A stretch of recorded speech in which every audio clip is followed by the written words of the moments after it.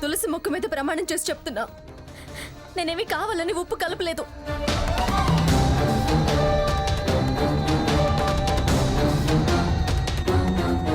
చాలా చాలా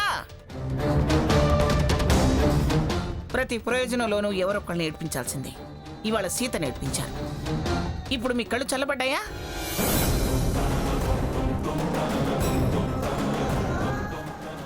స్వర్ణ, సంతోషించవే, బాగా సంతోషించు.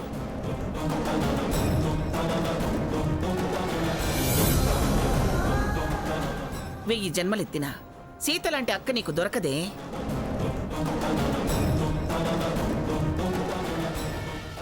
అలాంటి దాని మీద ఎంతటి నిందలేసావే?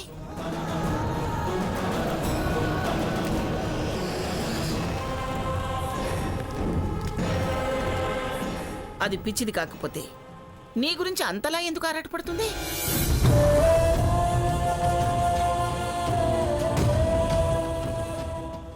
నిన్ను నిర్దోషిగా నిలబెట్టేదాన్ని ఇవాళ దాన్నే దోషిని చేసి నిలబెట్టావు.